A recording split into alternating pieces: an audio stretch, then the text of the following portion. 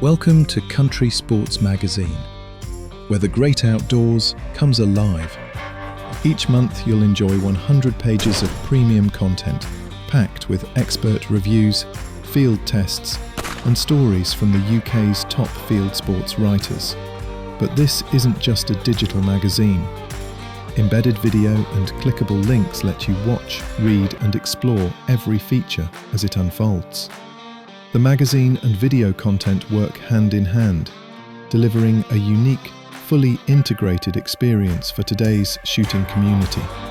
Join free today at countrysports.net and experience field sports like never before.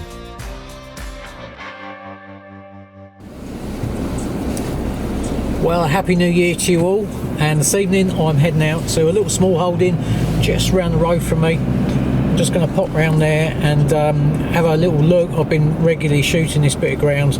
Probably took about 30 foxes off it last year. It's probably only an acre or a couple of acres, not very big, but they get quite a lot of traffic through there, a lot of foxes coming through, and they've lost a lot of geese and ducks off their pond all throughout last year, so they've been quite a pain here.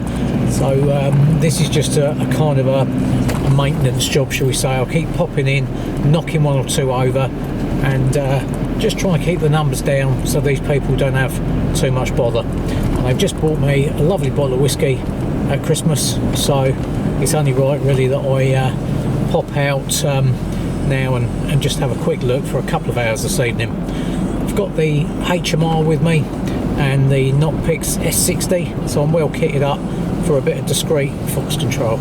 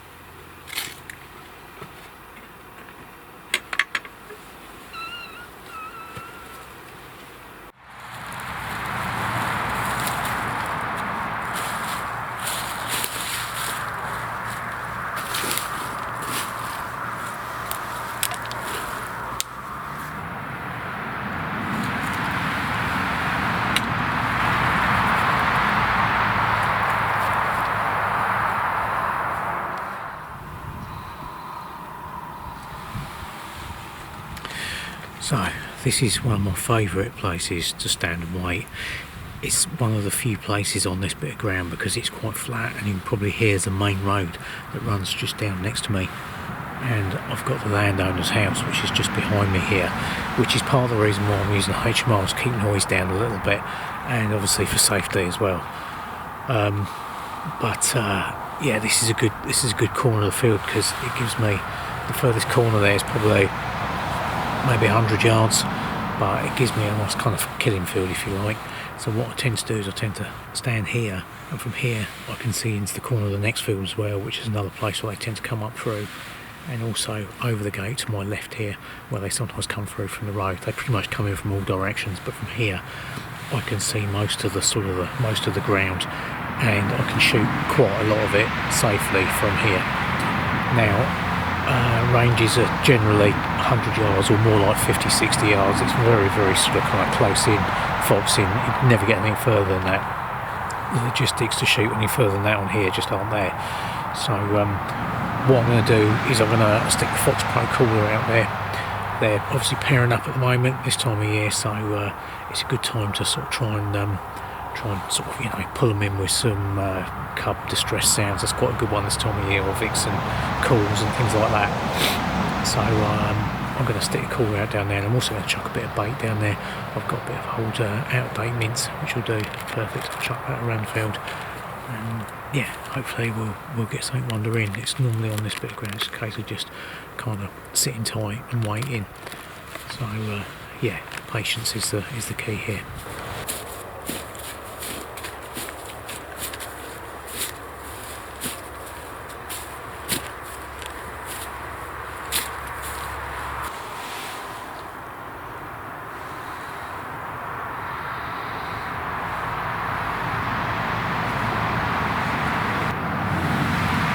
Got one that's coming here, just coming into the smell of the bait by the looks of it.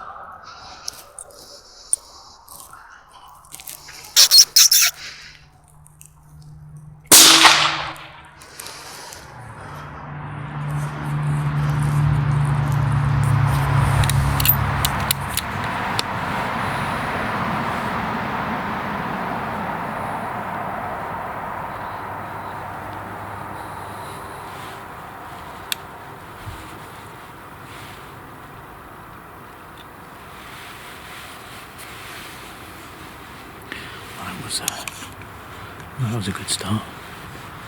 Straight away, I put the bait out, come back, maybe been stood here a couple of minutes. The fox has just come wandering through, and I reckon he must have picked up the smell of that bait, and he was just working his way across the field. But I got onto him and I was waiting for him to come in, and then he sort of started going off to the left a little bit. So rather than miss an opportunity, I just decided to give him a little, just enough to get him to look round. And he's gone straight down. Probably, how far was it? Let's have a quick look. There he is there.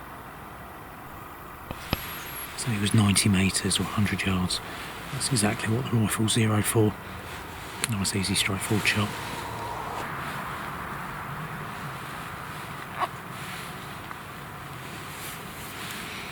So the little HMR bullet, it's a tiny little thing, it's only a 17 grain bullet, but that's travelling at some fair old speeds. So it certainly does the job on foxes, but the key thing is putting that bullet in the right spot. As long as you're getting a good clean headshot or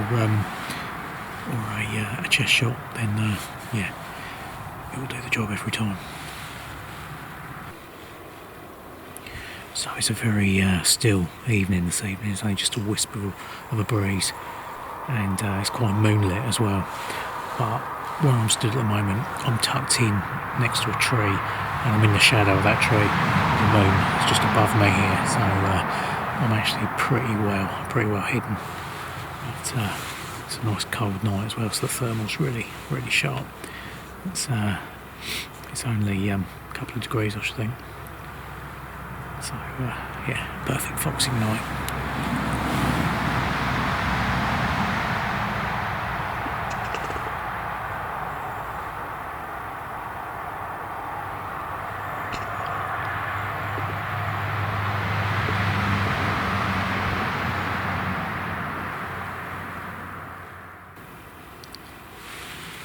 Just going to leave that fox where it is, in case it's a vixen. If it's a vixen, it might encourage a dog fox in, being the time of year.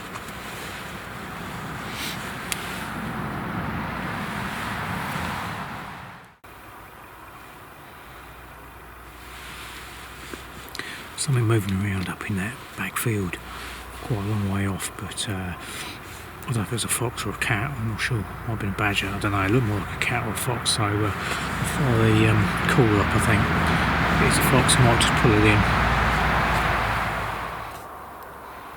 Right, I think we'll go for juvenile red foxes. I tend to find that even though fox cubs won't be on the ground yet, I tend to find it's quite a good one. I don't know if just this time of year, foxes' hormones and that are all, up and racing, so but yeah, sometimes it works, so let's give it a bash.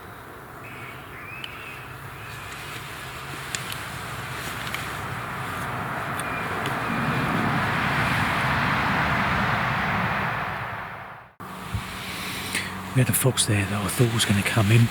Well, it was coming in. It was coming across the back field, which is the neighbouring field, and it clearly heard the caller and it was coming in. For whatever reason, it decided not to come into the field, and yeah, just went back off across the field again. So didn't see me, didn't smell me, nothing like that. Don't know what that was all about, but that's the nature of calling. Sometimes it pulls them in and they come in like a steam train. Other times they just take no notice of it, or sometimes they do funny old things like that where they'll sort of half come in and then decide actually, nah, that's not very interesting, and disappear off again. So yeah, happens.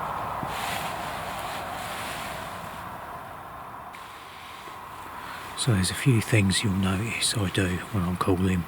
First thing I'm going to do is I'm going to turn the scope on so it's ready to go. What you don't want is you don't want a fox charging in, as they tend to do, to a call, and then you're not ready for it. The other thing I'll do is when the caller's actually going, I'll have my thumb on the mute button there.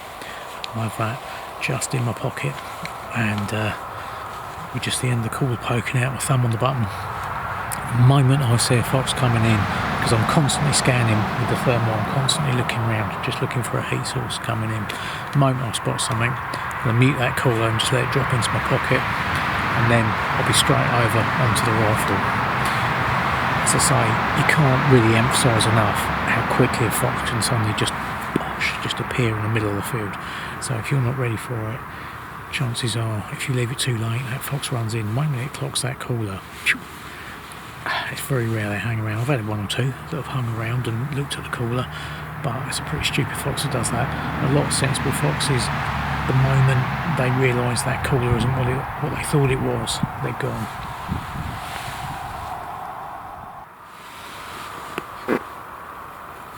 That's the other lure that I'm using this evening. A bit of turkey and stuff in scent. Gets me every time. The other thing it's always worth doing as well, when you're calling, when you stop calling, don't just pack your stuff up and go, because times I've made that mistake, and then you get all your gear together, you go to walk off, you have one quick glance around the field and there's a fox stood there looking back at you, so to say, well, you know, where are you going then? So yeah, it's always worth just waiting, give it 5-10 minutes after you stop calling. That way, if you've got a fox that's coming in, but he's coming in from a fair old distance, it might take him a minute or two to actually get to get into the field. So definitely worth hanging around for any sort of late customers.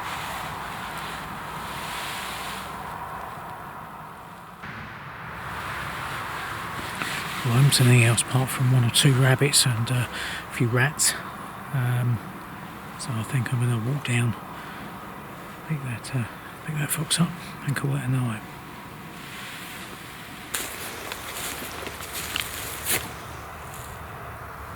And there's our fox. So it's quite a nice fox, that. Quite small, probably a vixen. Yeah, little vixen. Good condition, well, apart from the bullet hole.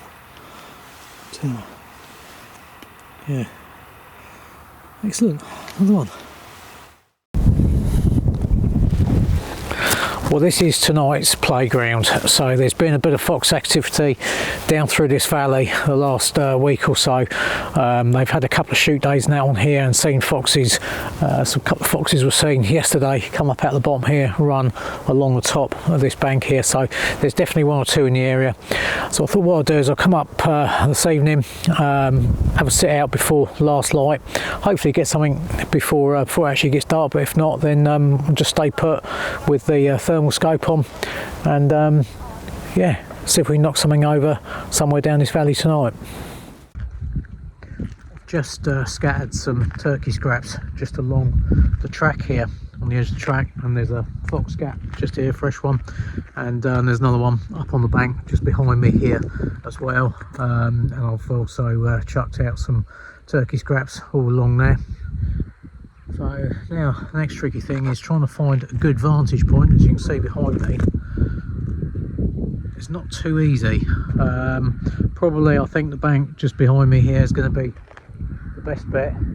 It's probably about 260, 270 metres away, but I think that's probably going to be the sort of like the best place to kind of wait and hopefully get a shot straight across this valley here. That's about as close as I'm going to get, I think, with any sort of view of this area. So I'll head over there and have a look. So this actually looks to be a much better spot than I was hoping it was going to be. I've got a lot better view up on the top of that bank than what I thought I would have from down here. I can actually see quite a bit above the fence line. I was sort of thinking it was going to be right on the skyline, that fence line. But as you can probably see in the camera, the hedge line there where the fence is and tree line is just below the bank, so I've got a good backstop there, anything that's up on that bank. So all in all, I've got a nice sort of kind of arc of fire from here. I can rest on the truck, and shots are probably going to be between sort of 300 metres and probably sort of 250, 260 up the back here. So we get set up and wait for it to get dark.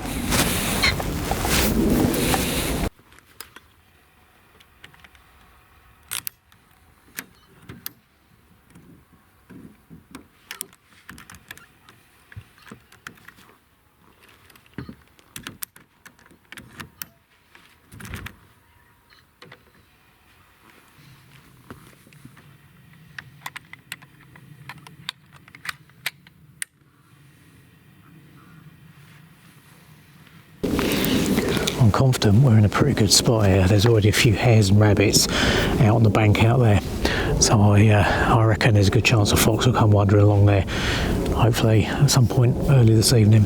I've got the 260 Remington with me this evening. I've got on that the Element Nexus day scope at the minute with a pard on the back, so hopefully if something comes along just at last light or just before it starts getting dark, then I'll get a nice bit of footage through that.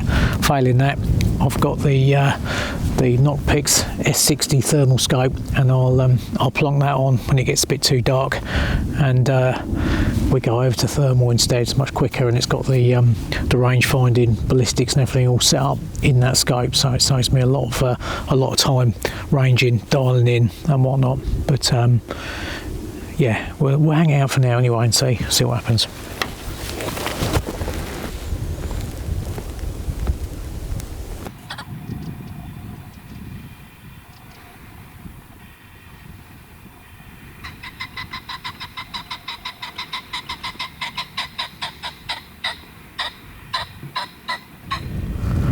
Surprising, this is such a popular area of the foxes.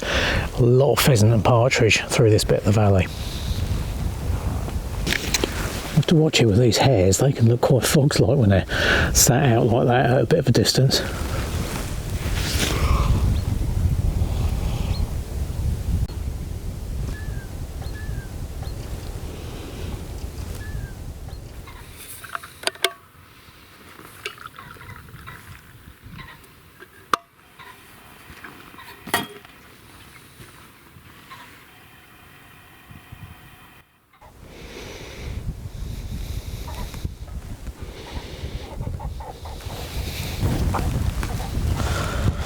Right, okay, so I think to save myself struggling at all, not that the scope will struggle, but just me faffing around with trying to hit record and everything, get things focused and find a fox in the scope, I'm just going to go straight onto the thermal now, and yeah, it just makes it easier for me to be able to hit record and just hopefully get the shot on film, assuming we get a shot, that is. Right.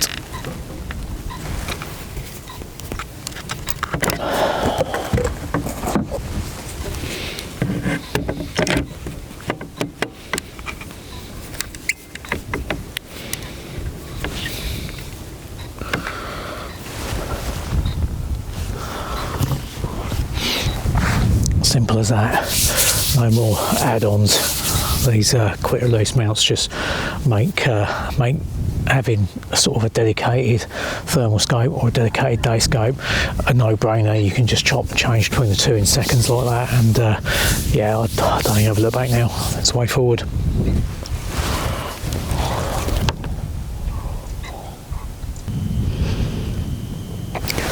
Here we go, we've got one coming through the top here.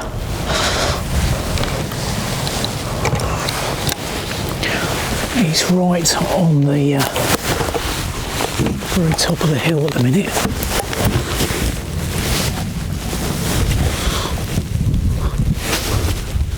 There he is.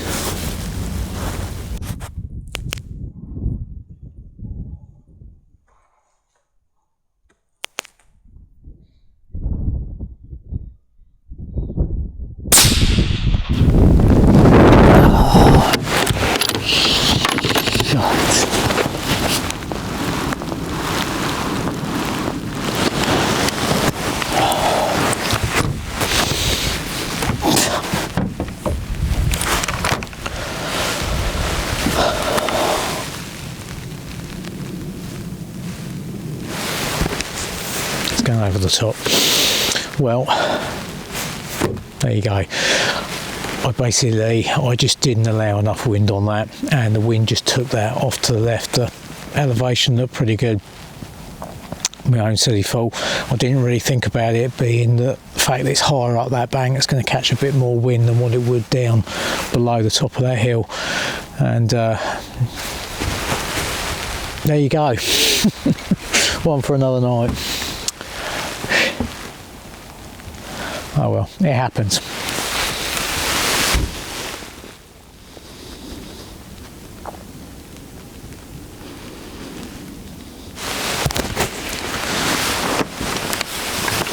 Right, we've got one that's up on the bank a bit further down the valley. But from here I've got the pylon directly in front of it, so I'm going to walk down the valley and see if I can get around it and hopefully get a shot.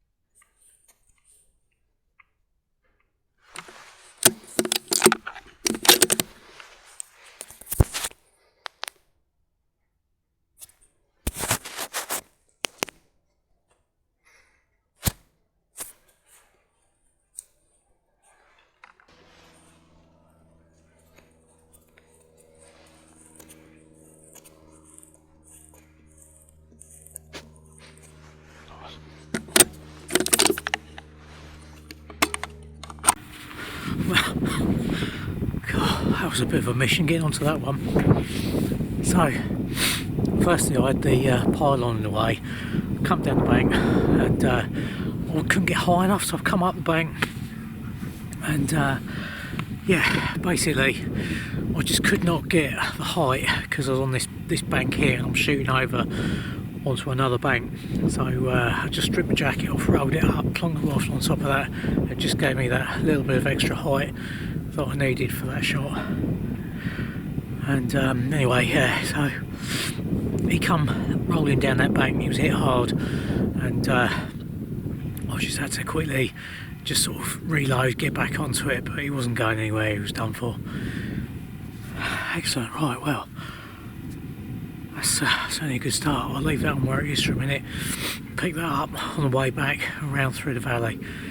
But yeah, good. Right, let's get back to the truck.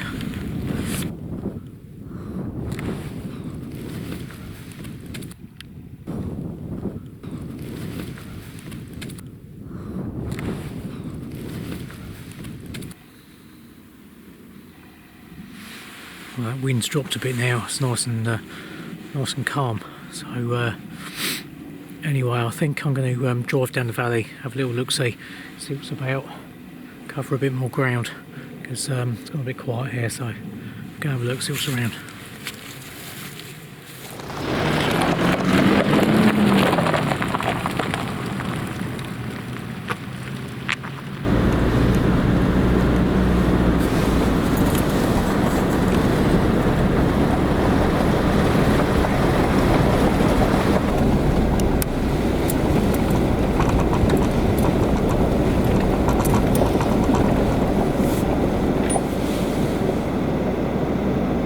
Hello.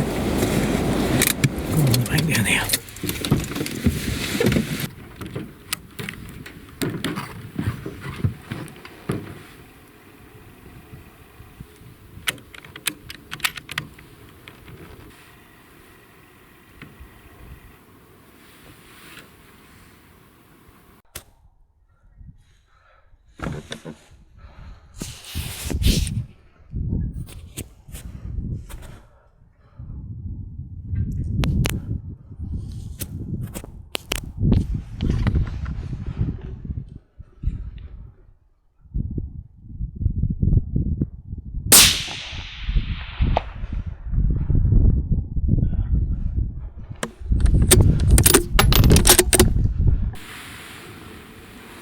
Whoa, that was a beauty of a shot, that one. That one was coming down the bank and I just got ahead of it, ranged it, and he was too busy looking at some rabbits coming down the bottom there. And to be quite honest, I was pinging the range, tracking as it came down the bank. I didn't actually realise quite how far it was. It wasn't until after I took the shot I looked at the rangefinder. So he was over 400 yards, that one. It just goes to show how good this scope is though, when you know, now that wind's dropped, like now there's next to no wind, whereas a couple of hours ago that wind was probably a good sort of 10 mile an hour coming down this valley. But it's completely dropped now, still as anything, so yeah, it just paid off. Nice shot, it just hit him. He ran the last little bit of the bank and then went over underneath the pylon down there. And funnily enough, that fox was coming down and he was probably 50 or 100 yards further along that bank to where I'd just been parked up, sat waiting. So probably if I stood down there, or stayed down there I should say, he probably would have come down the bank practically right on top of me and been a nice sort of 50, 100 yard shot. But nonetheless, that was a cracker, that one. It's yeah, bowled him over a tree. Well pleased with that. Excellent. Right, let's go and get this on.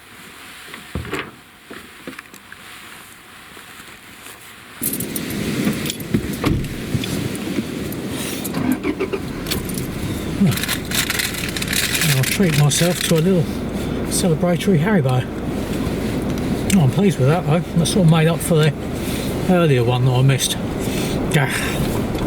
I do hate missing them. But it just goes to show that you know, the scope, it's got the ballistics, it works out the drops perfectly. That shot was perfect. The first shot, the one I missed, that it was bang on for elevation by the looks of it. It's just the wind just pushed it off. So yeah, well impressed with that unit. I keep playing around with it. I can't make up my mind whether I prefer white hot, black hot, or the green. So I just use the green for that one, and I think I quite like the green.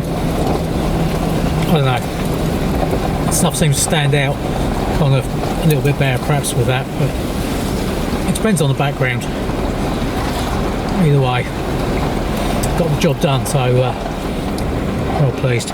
Right, so the fox should be somewhere along here.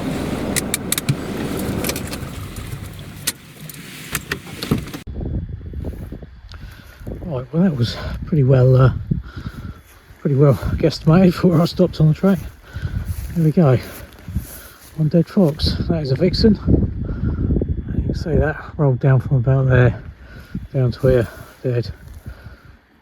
And I don't know what to see, but that's probably a couple of hundred yards or so. I can't remember how far it was now. But anyway, yeah. So that's good to get that one. Right, I'm just heading back to the truck to get the rifle because there's another fox on the bank here.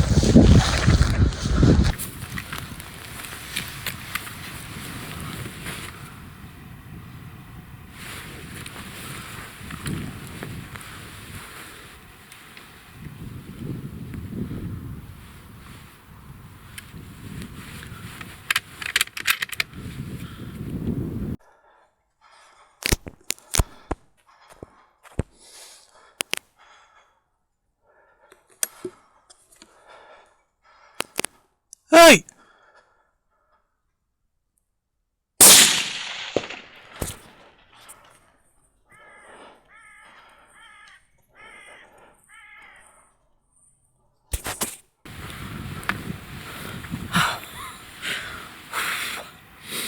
Well, when I first see that, I was just up on the bank. I had my head torch on and everything, and I quick look around with the thermal. There was a fox about 150 yards down the bank, not taking any notice of me whatsoever. So I quickly rushed down, grabbed the rifle out of the truck, and gone down on this bit of bank here. And he was going off along the bank by that point, so I think he probably clocked me coming down, opening the truck and that. Well, anyway, he was going off down the middle of the bank there. Just give him a shout, look round, thwack, went over lovely. I think he was about 250 yards, something like that. Right, let's go and pick that one up then. There it is, one very dead fox. So that's a vixen. And that bullet has gone straight through the eye on this one and out the back. I just gave that one a shout, and she turned, looked, the head and neck was all I could really see, so I just went for a headshot on this one, and yeah, it dropped that cleanly. She didn't know anything about that.